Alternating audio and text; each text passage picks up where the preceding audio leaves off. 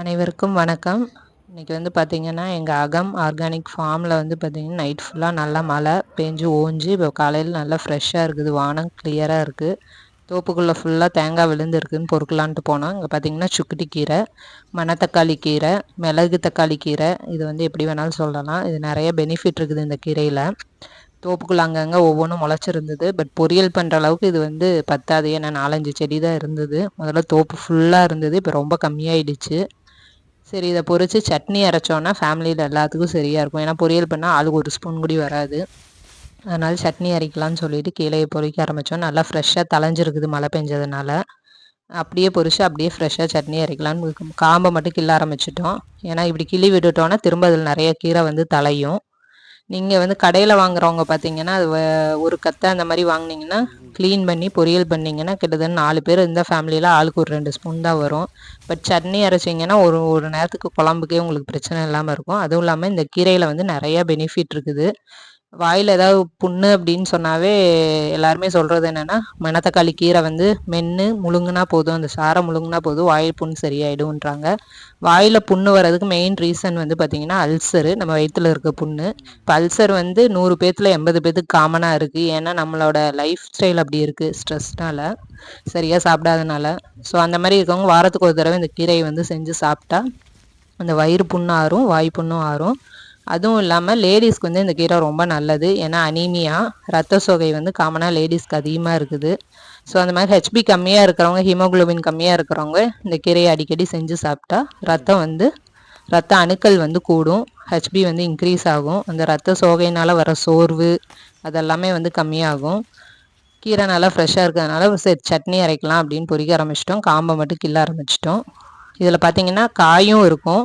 அந்த பச்சை காய் வந்து குழம்பு வச்சு சாப்பிட்டிங்கன்னா நல்லா டேஸ்ட்டாக இருக்கும். சும்மா அப்படியே குழம்புல போட்டிங்கன்னா கசக்கும். ஃபஸ்ட்டு எண்ணெயில் அந்த காயை நல்லா பொரிய விட்டுட்டு அப்புறம் மிளகாட்டி குழம்பு வச்சா சூப்பராக இருக்கும். இது வந்து ஜாதிக்காய் செடி இப்போ வச்சு 1 வருஷம் ஆச்சு. இன்னும் ஒரு 3 வருஷத்தில் இது காய் வரும்னு சொல்லியிருக்காங்க.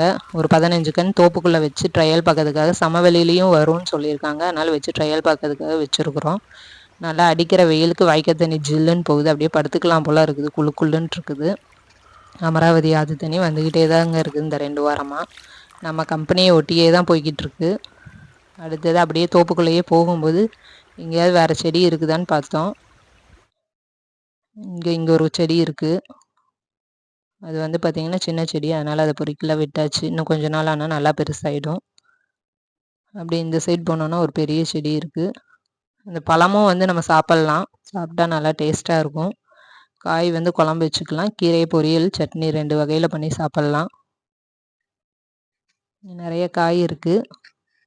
இங்கே ஒரு செடி இருக்குது. இப்போ நம்ம பொரிக்க ஆரம்பிச்சிட்டோம். ஓரளவுக்கு பொரிச்சாதான், ஏன்னா அந்த காம்பெல்லாம் கிள்னிங்கன்னா கீரை கம்மியாக தான் வரும் குவான்டிட்டி. அதனால் கொஞ்சம் நிறைய பொரிச்சாதான் நம்ம சட்னிக்குமே கரெக்டாக இருக்கும். நல்லா ஃப்ரெஷ்ஷாக இருக்குது, பொரிச்சாச்சு. இப்போ நம்ம வந்து இது காம்பெல்லாம் கிள்ளிட்டு அந்த கீரையை வந்து நம்ம தண்ணியில் அலாசி வச்சோம் அப்படின்னா தண்ணியெல்லாம் வடிஞ்சிச்சுன்னா நல்லா ஃப்ரெஷ்ஷாகும். அப்படியே போட்டு சட்னி அரைச்சிக்கலாம்.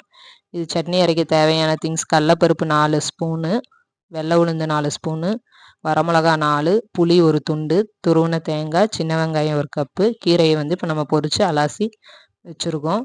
அடுத்தது வந்து ஒரு வடைச்சட்டி வச்சுக்கலாம். இண்டாலியன் வடைச்சட்டின்னா கொஞ்சம் அடி பிடிக்காமல் இருக்கும்.